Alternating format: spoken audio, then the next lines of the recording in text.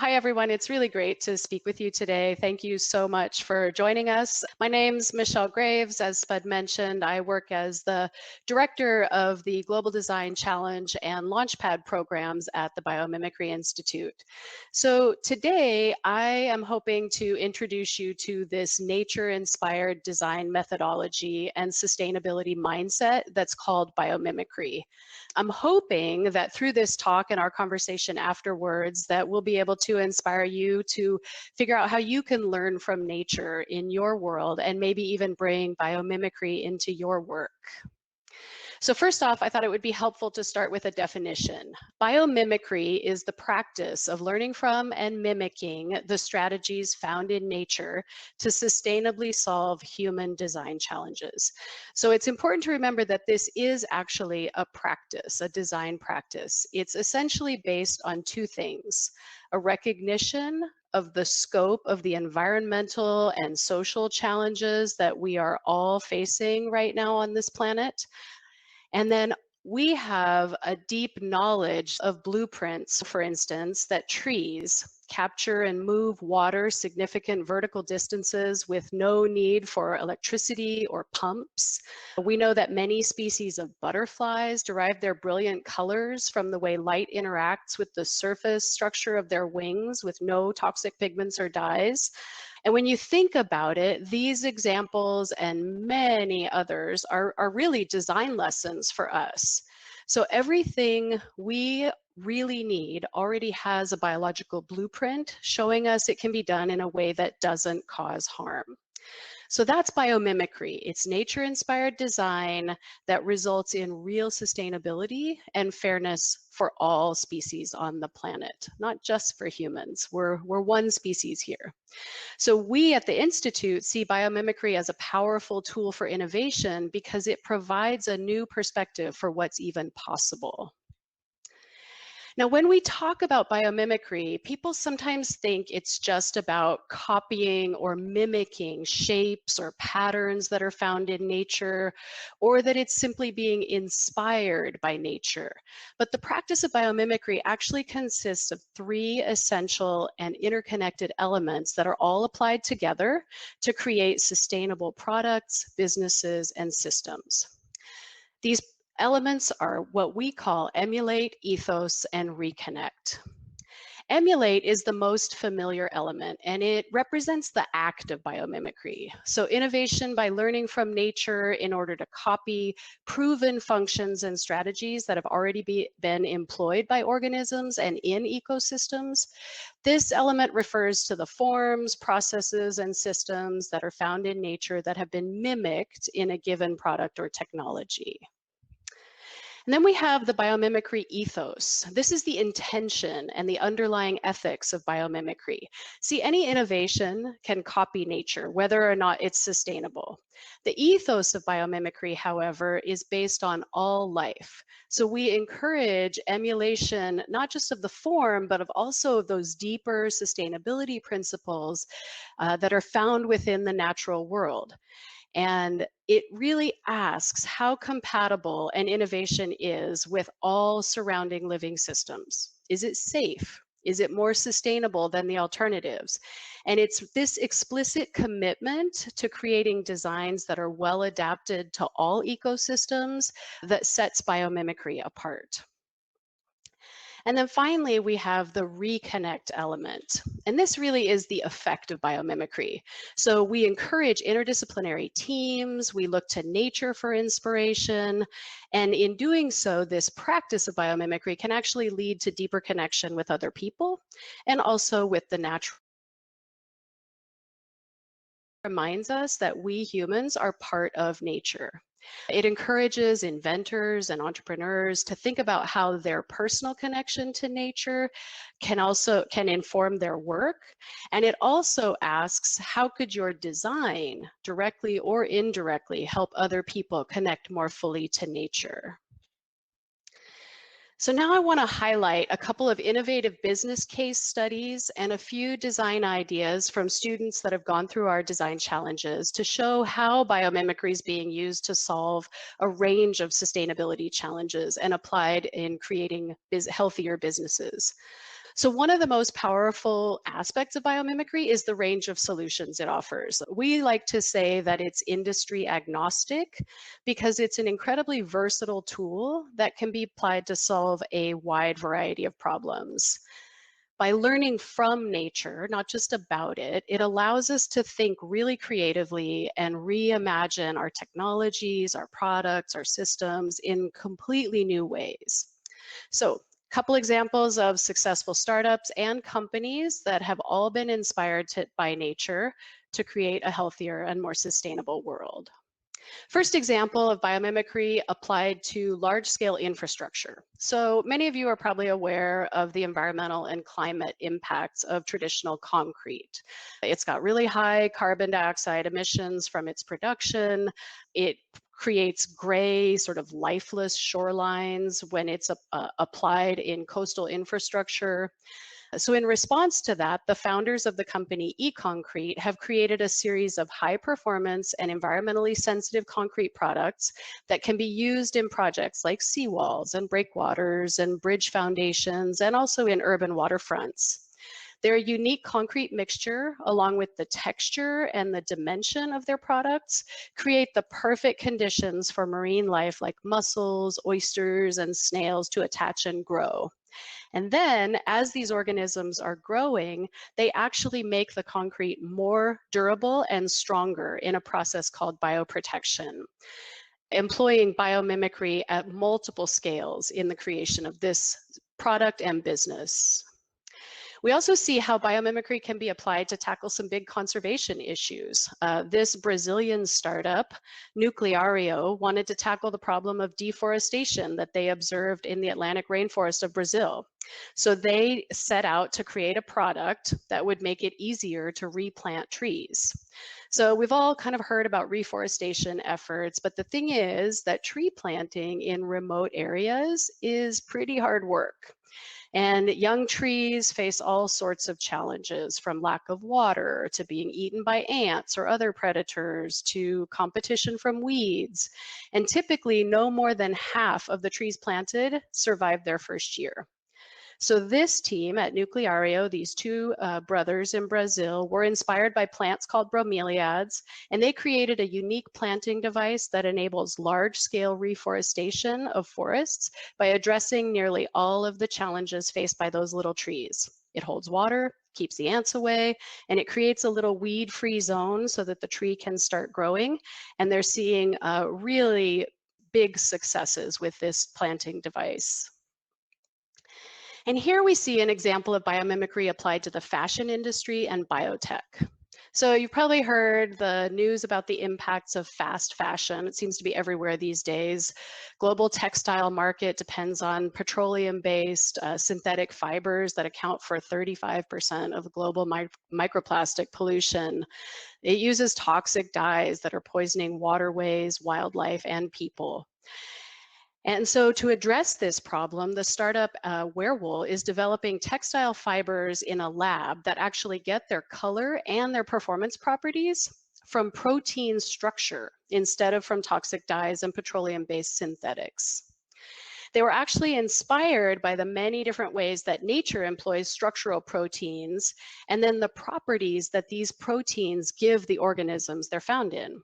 For example, this beautiful coral that you see on the screen here depends on the structure of a red fluorescent protein to actually support a symbiotic relationship with an algae that's in its tissue to survive. So the protein gives the coral its color, but it also allows it to collect more light when the coral's in deep water, which helps the symbiotic algae perform photosynthesis. And when the coral is in shallow water, the color from the protein acts as a sunscreen for the algae. So it confers these various functions that the team at Wearwool have been mimicking.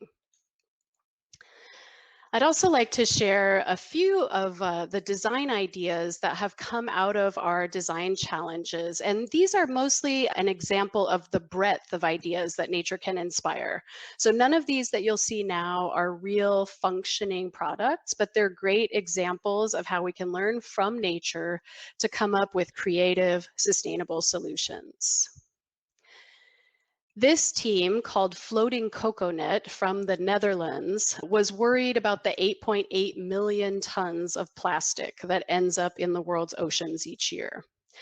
So by approaching this problem with the biomimicry design process, they did their research, and in that research process, they learned that the manta ray has gill rakers that it uses when feeding, and these gill rakers actually form a filtration system that's extremely resistant to clogging and can operate at very high flow rates. So by mimicking these gill rakers, the form and their function, they were actually able to design a filter to capture that plastic pollution. And inspired by that same manta ray filter feeding mechanism, Team Ricochet from Taiwan designed a low energy, high efficiency air filtration system that can be installed in vehicles to reduce harmful particulate matter and air pollution. After experiencing a terrifying flood event in their hometown, this team, Bryosoil, designed a modular and multifunctional ground cover system that was inspired by the way the Paramo ecosystem in Colombia and also plants called bryophytes move water naturally. So their design prevents floods by catching water from a flooding event and by managing it, performing 5 different functions. It slows down the flow, it redirects the water, it infiltrates the water into the natural soil, it harvests stormwater, and then evaporates it. It's a multi-layer system that mimics the way nature moves water, and it actually can replace the existing paradigm we currently have of water management that is based on pipe systems. And here, this is one I love. This is a high school team that competed in our youth design challenge, and they were looking to solve for extreme changes in weather and provide solutions for natural cooling in urban environments. So they did their research, applied the biomimicry design process, and they were asking how nature cools surfaces. And they learned that the Texas horned lizard uses capillary action to move water from anywhere on its skin to its mouth, which provides it with drinking water and also natural cooling. So with that inspiration, they created this concept for a building material that would actually condense water from nighttime air and collect it on the surface as an evaporative cooling system for buildings. So all of these examples show how we can learn design lessons from nature. And I want to take just a switch gears just a little bit and talk about design processes and then about how the biomimicry design process fits in. Kind of try to give you this tool that you can use to apply to some of your own design questions.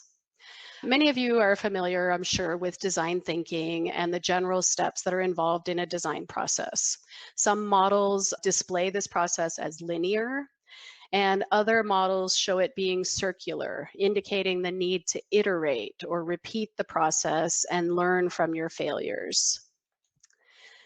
In bio-inspired design, innovators typically identify a human problem to be solved, and then they ask nature how that problem has already been solved. The spiral format of this model is inspired by a common and recurrent form that's found in nature. The spiral that you see in snail shells or whirlpools, for example. And as with the circular models that I showed you just a second ago, it's meant to be a reminder that this process is not linear, it's iterative. So how does it work? Well, as with all design processes, first step is to define the problem. So by clearly defining what you want your design or product to do, what its function is, and the conditions in which it will perform, the context, these are essential steps in the biomimicry design process because they allow you to identify the relevant biological strategies that you're going to try and emulate. So once you've clearly defined the function and the context, then you need to reframe those in biological terms in order for you to be able to ask nature for advice. So we call this biologizing the design challenge. It's sort of a made up word, but it kind of helps you think about reframing it in biological terms. The goal of this step is to arrive at several how does nature fill in the blank questions that you can use to guide your research as you look for biological models. In the discover step, you're looking for natural models, organisms, ecosystems that need to address the same function as your design solution. This step focuses a lot on information gathering. So you'll look across multiple species, ecosystems, scales, really trying to learn everything you can about the varied ways that nature has already solved this challenge. And then in the abstract step, you actually translate the biological models that you've discovered into design language or principles. And this can be a challenging step, like that equivalence between the biological literature, biological research that you've done, and how do you translate into design or engineering language. So this might be a time in the process where you'd want to consider consulting a biologist or a naturalist, or maybe even an engineer, just to make sure you have an accurate understanding and that you've summarized the design strategy well. And then the emulate step is really an exploratory process that strives to capture a recipe or a blueprint in nature's examples that we can then model in our own designs. And all of these steps are interwoven. Designers are encouraged to revisit each step in the process often by making multiple laps around the spiral. And of course, as with all design processes, you evaluate at the end of each lap against your design brief, against your lessons learned, and that takes you back into another lap. But one unique aspect of biomimetic design is that you also evaluate against those sustainability principles that are embodied by the biomimicry ethos that I mentioned near the start of this talk. And doing this helps that you keep sustainability at the forefront of your design. So just a quick reminder, because these are such crucial pieces of biomimicry, the three essential elements of biomimicry: emulate, ethos, and that reconnect to nature, really essential to the biomimicry design process. See, essentially, biomimicry acts as a bridge between biology and design. It translates biologists' understanding of nature into design applications. And just a quick reminder that often when mimicking nature, people sometimes focus just on the forms or the shapes. So we see that hexagonal shape a lot, but try thinking more broadly and deeply about systems level connections, interactions, processes that are found in nature. All of those can be emulated as well. So what can biomimicry teach us? Well, we think that biomimicry helps us design generously. Once you start learning about plants and animals and their ecosystems, you understand that life really is generous and abundant. As we say, life creates conditions conducive to life. There's an organism that takes care of every aspect of the cycle. We also think that biomimicry gets us to sustainable solutions faster. Life has existed on Earth for 3.8 billion years, and what exists today is the product of millions of failures, adaptations, and then ultimately successes. So by looking at the biological blueprints that have been successful over millennia, we can launch groundbreaking ideas faster. We don't need to reinvent the strategies that are already here. We just need to learn how to understand and adapt them. And we also think that biomimicry on the world. It teaches us how to value nature for what we can learn, not for what we can extract, harvest, or domesticate.